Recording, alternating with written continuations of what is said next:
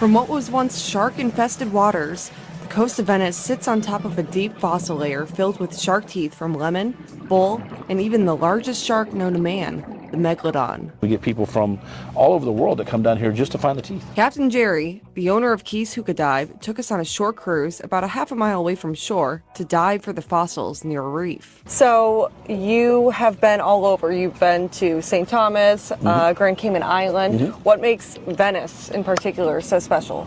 Well, Venice in particular is a great diving area for the Megalodon shark tooth fossils. So this area here is one of the few places in the world that you can actually find the fossil beds. Storms and waves slowly uncover these fossils over time, making it easier to spot the black objects in the light-colored sand. They originated here for millions of years ago when Florida was a place called Orange Island, right? It was underwater. So as the water levels went down, you'll even find, like in construction sites, you can find them there too.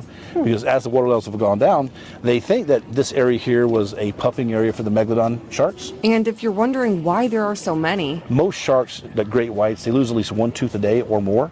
So the Megalodons were on the earth longer than human beings have been on earth. So they stayed here for millions and millions of years. Unlike humans, sharks lose teeth weekly and regenerate them. Talk about a dentist's worst nightmare. And they get all stirred together in this fossil beds, and that's what this whole area right here is called the boneyard, lovely. And so you can find all kind of fossils, and it's basically from the Venice Inlet. It goes out about 5 miles, and it goes down 5 or 10 miles this way, or maybe a little longer. And this whole little square is where you find most of your shark teeth at. While you can find teeth washing up on the beaches, the best place to look for Megalodon teeth is in the water. Do you have to dig to get to the teeth? Not in the ocean. In the ocean, you're actually going to be covering more area. So you'll actually see them just laying flat on the bottom. To help us look more efficiently, we've relied on oxygen from a scuba tank. Unlike traditional scuba diving, we use something called a hookah, which uses a hose similar to a hookah pipe. Huka diving is basically, it's a specially designed raft that sits on the surface of the water.